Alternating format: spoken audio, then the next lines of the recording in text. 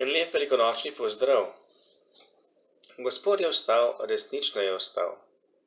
Želim vam, da bi to doživeli in bilo to vaša življenjska resničnost. Ko me včasih kdo vpraša, če je težko, ker imamo cerkev zaprto, ker nimamo maše, je moj odgovor: letos je drugače.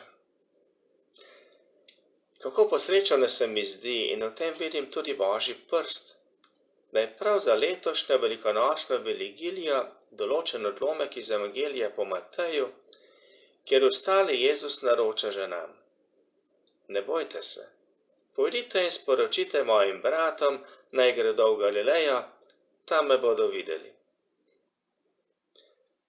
Že nekaj tednov smo zaprti v svoje domove.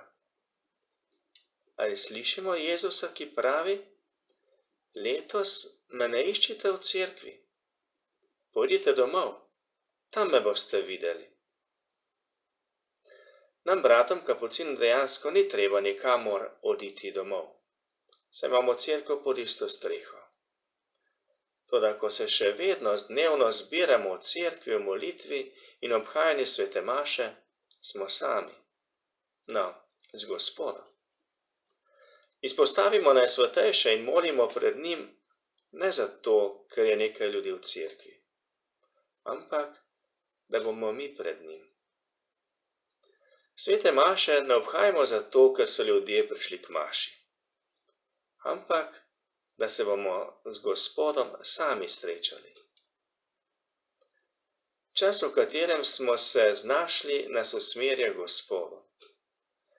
Če je prej veliko naše pozornosti bilo namenjeno ljudem, pripravi nagovor, pripravi srečanje, katehezo, napiši duhovno misel, vodi sestanek, je sedaj ostal samo Gospod.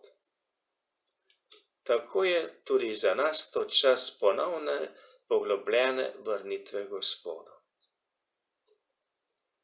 Za vas upam, da ste še bolj dosledno slišali Jezusovo besedo: pojdite domov, tam me boste videli.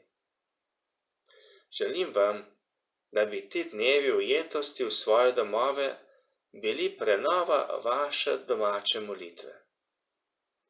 Naj postane druženje z Gospodom, ker boste doživeli, da je Bog tudi pri vas doma z vami in da ste tudi vi lahko z njim.